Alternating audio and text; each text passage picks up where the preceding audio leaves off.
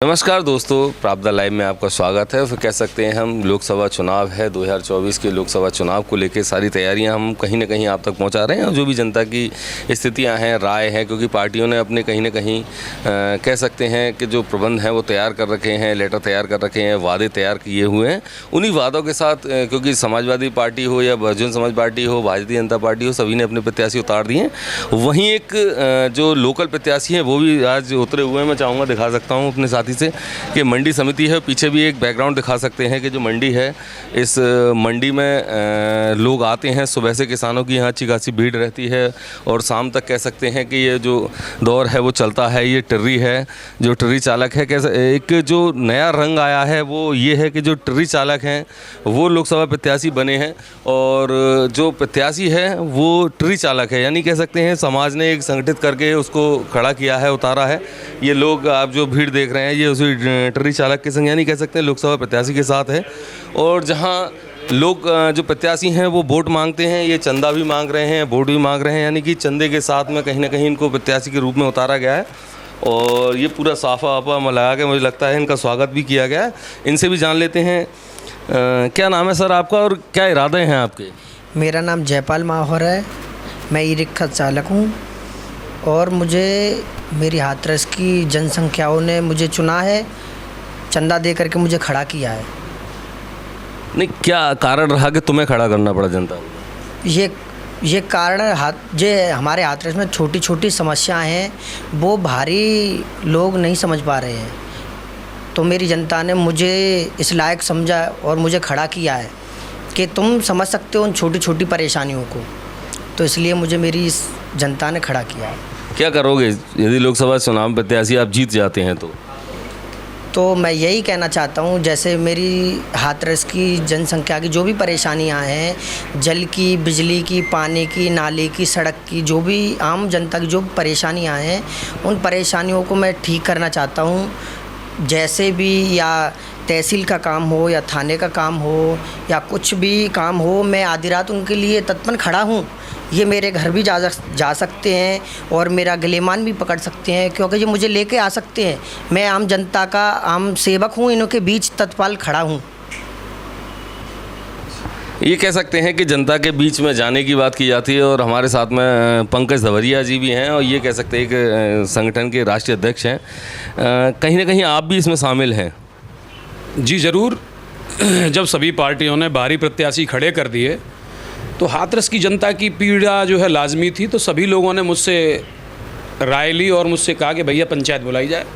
700 से 800 लोग एकत्रित हुए। उसमें इस बात को रखा गया कि बाहरी प्रत्याशी हैं और खरीद फरोख्त करके हमारे ऊपर थोपे जा रहे हैं, भैया हमें गुलाम समझा जा रहा है, हमारा अपमान किया जा रहा है, इसका कुछ निष्कर्ष निकालिए। तो लगभग 10 से 12 संगठन, ई रिक्शा यूनियन और क्षेत्रीय जनता ने मिलकर कहा कि जो भी गरीब व्यक्ति ऐसी समाज से चुनाव लड़ने का इच्छुक है आगे आए। तो उसमें से 10 लोग आए, साक्षात्कार हुआ, जिसमें से यह व्यक्ति सबको उचित लगा, तो सब ने अपने तरफ से सहयोग राशि देकर इस व्यक्ति को चुनाव लड़ाने की घोषणा की। तो कितना फ़र्क मानते हैं, कितने लोगों का जुड़ाव हो रहा है? क्योंकि गली गली चंदा भी है, मांग भी रहे हैं, लोगों से वोट भी मांग रहे हैं। देखिए, अभी 2 दिन हुए हैं, अधिकतर लोगों तक ये संदेश जा चुका है और लोग जो है अप्रिशिएट कर रहे हैं और सहयोग करने के लिए भी आगे आ रहे हैं।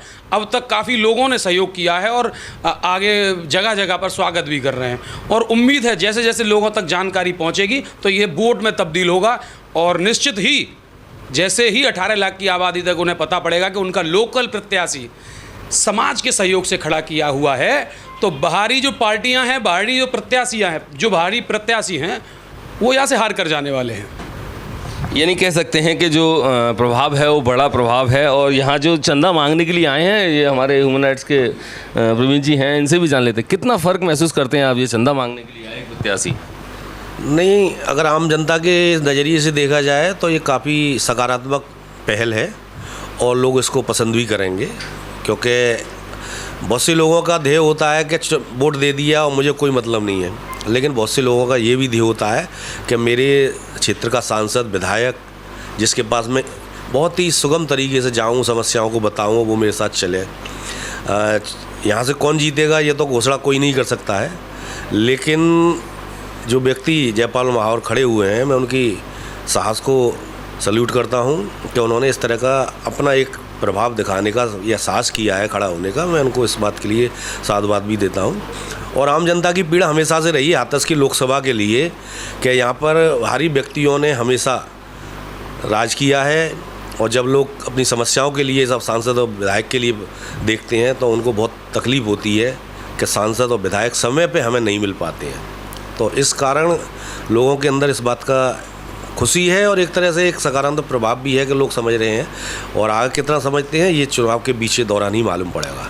यहाँ ये सीधा सा कह सकते हैं, न किंतु न परंतु, एक हवा का रुख है, किधर बदलेगा, क्योंकि हवा है जिधर चलेगी वो रुख उधर ही वो तय करेगा। ये तो कोई तय नहीं कर सकता कि जीतेगा कौन, लेकिन हाँ एक हवा है वो तय जरूर करेगी कि जीत का रस किधर होगा, कौन इसका।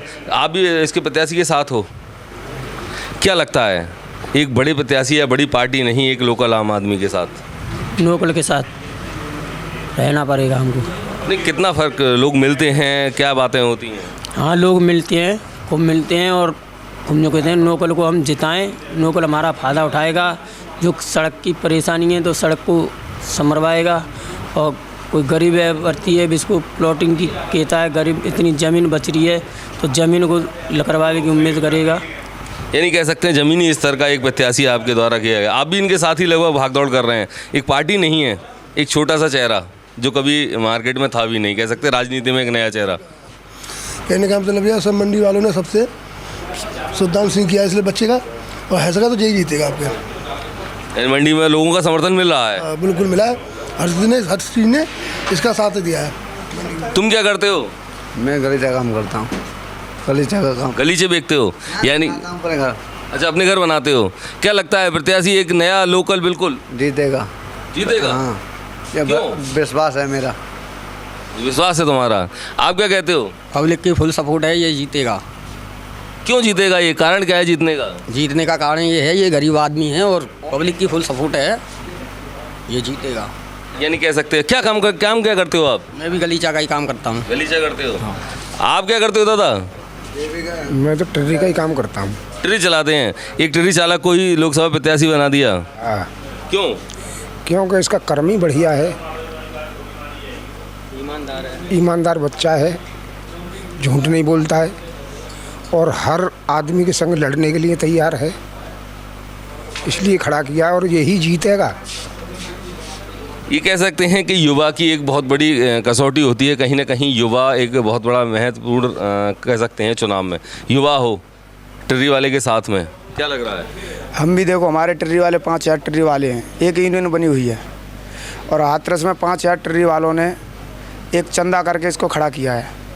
हम चाहते हैं कि सबसे ज़्यादा इसको सपोर्ट करें, और चंदा भी दे रहे हैं, यहाँ से भी मिला है हमको मंडी समिति से, और जो परेशानी होगी हम आँख मीच के इसके घर पे जाके इसका गलीमान पकड़ लेंगे। हमारा पकड़ ले कोई इसकी वजह से तो हम इसको सपोर्ट देंगे पूरा। ये जीतेगा, और बाहरी जो प्रत्याशी हैं वो यहाँ से हार के जाएंगे अब की बार। यानी कि सीधा सा कह सकते हैं कि हवा का रुख किधर जाएगा ये तो एक कहने वाली बात होगी या देखने में आएगा, लेकिन हाँ अब तक जो सुनने में आता रहा है कि प्रत्याशी हमेशा पैसे बांटता है वोट देने के लिए, जनता पैसे लेती है वोट देने के लिए, ऐसा कहा जाता है। सच क्या है ये लोग जानते हैं और जो प्रत्याशी है वो जानते हैं, लेकिन यहाँ कुछ एक विपरीत है जो सामने साक्ष्य में दिखाई दिया है कि चंदा प्रत्याशी मांग रहा है, लोगों से पैसे मांग रहा है, यानी कि पैसे ले रहा है तो देने का तो काम ही खत्म हुआ, और जो चंदा ले रहा है उसका विश्वास है कि वही वो लौटाएगा, यानी काम करके काम बेहतर करके दिखाएगा। और क्या हवा का रुख रहेगा ये समय बताएगा। आज इतना ही। प्राप्त लाइव, हाथरस।